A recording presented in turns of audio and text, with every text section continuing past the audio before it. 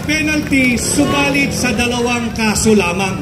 2 kriminal na kaso lamang.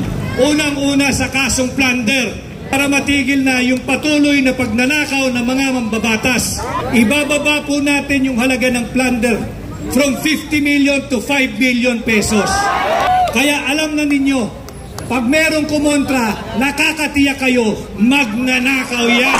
Alam mo ninyo, yung anyo nung mass gathering o pagtitipo na ganito, nagbabago din.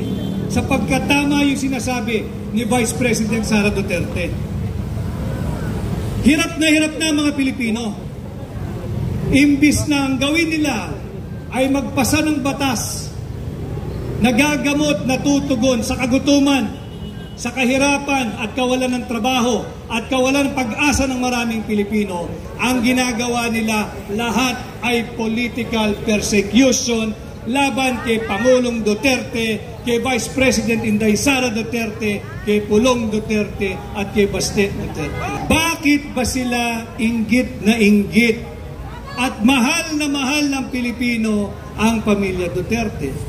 Simple lang naman ang dapat nilang maging katugunan. Magtrabaho din kayo ng katumbas o higit pa sa trabaho at pagmamahal ni Pangulong Duterte na ipinakita at ipinamalas sa bansang Pilipinas at sa mga Pilipino. Duterte! Duterte! Duterte! Duterte! Malaman din po ninyo na ang isa sa mga plano rin nila, yung pamimigay ng ayuda, pera po nyo yan. Pag kayo'y binigyan ng ayuda, kunin ninyo. Ako na ang nakikiusap, nagmamakaawa, kunin ninyo. Pera nyo yan. Hindi yan pera ni Bongbong Marcos. Hindi nyo pera yan! Hindi yan pera ni Martin Romualdez. 2 bagay ang pinagkukuhaan ng ayuda, o AYIX o AKAP. Hindi po yan pera ng mga politiko. Yan po ay galing sa mga buwis na ibinayad. At dahil hindi sapat yung mga buwis na ibinayad, nangungutang po ang pambansang pamahalaan na ang magbabayad po ay manggagaling sa buwis na ibabayad ng mamamayang Pilipino. Pera nyo po yan. Tanggapin po nyo yan. Pero sa pagtanggap ninyo, huwag nyo pong isuko ang inyong pagkatao, ang inyong dignidad, ang inyong self-respect, at ang inyong boto. Kunin ninyo ang perang yan, sundin ninyo ang nasa sa loob ninyo, sundin ninyo ang nasa puso ninyo. Importanteng nalalaman ho ninyo ito dahil mahirap naman na tayo'y nagsasalita lamang upang paigtingin ang inyong galit. Hindi po. Ito po yung mga bagay na dapat nalalaman ninyo. Karapatan po ninyong malaman ito dahil hindi na tayo lumalabas sa tinatawag nating traditional media. Kaya palakpakan natin ang lahat ng social media vloggers na naririto ngayong gabi. Sila po ang tinatawag nating new media. Sila po ang nagdadala ng totoo at tunay at makabuluhang balita sa mga tahanan, sasakyan, lugar ng trabaho, opisina, at maging sa ibang panig ng mundo. Gising na ho yung ating mga kababayan sa ibang panig ng mundo, sa US, sa Kuwait, dyan sa Middle East. Sila po ay nakamatsyag sa inyo, nanonood kabahagi ng ating ginagawa ngayon. Makikita po nyo yan sa inyong mga views. Hindi naman ho pare-pareho ang channel ninyo, pero makikita ninyo, padami ng padami ang nagpapakita ng hindi pagsang-ayon sa ginagawa ng administrasyong ito.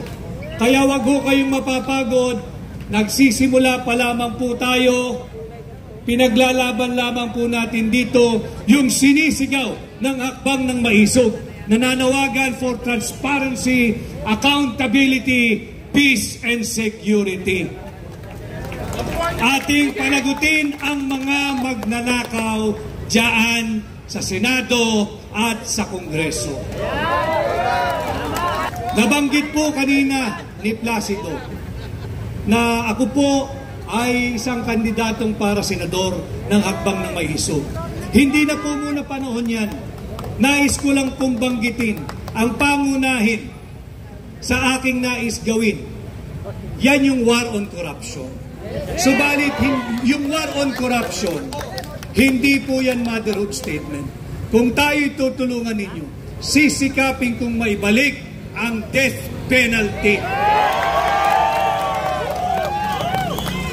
Death penalty, subalit sa 2 kaso lamang. 2 kriminal na kaso lamang. Unang-una sa kasong plunder. Para matigil na yung patuloy na pagnanakaw ng mga mambabatas. Subalit, paano ho natin gagawin yan? Ang plunder ho kasi, bago ka makasuhan, bago ka makonvict, kinakailangan na kapag nakaw ka ng 50 million pesos.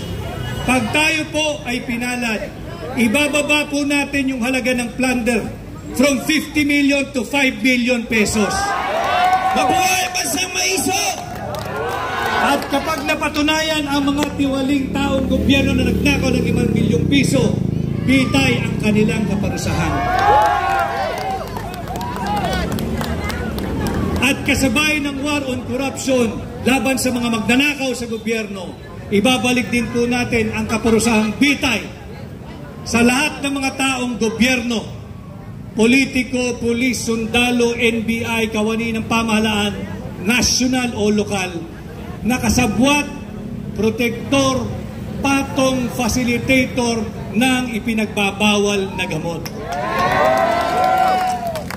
Marami ho ang nagsasabi sa akin, Attorney Vic, mahihirapan ka dyan. Kako, bakit?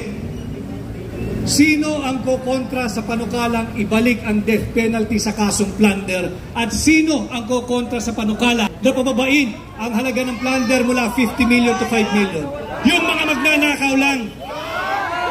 Kaya alam na ninyo, pag merong kumontra, nakakatiyak kayo, magnanakaw yan. Pag merong kumontra, nakakatiyak kayo, may planong magnakaw yan. At pag merong kumontra, nakakatiyak kayo, hindi siya masayang magnakaw ng 5 milyon lang. Kaya gusto niya 50 million pesos pa rin. Subalit yung perang ninanakaw na yan, ang biktima po niyan ay hindi lamang isang tao, kundi tayong lahat ng mga Pilipino. Imbis na maitaas sana ang sahod pa ng mga sundalo, pulis at bumbero, napupunta sa bulsa ng mga tiwaling politiko na kung makapag-utos sa ating mga pulis, akala mo tau-tauhan at ari-arian nila ang mga miyembro ng PNP at ng AFP.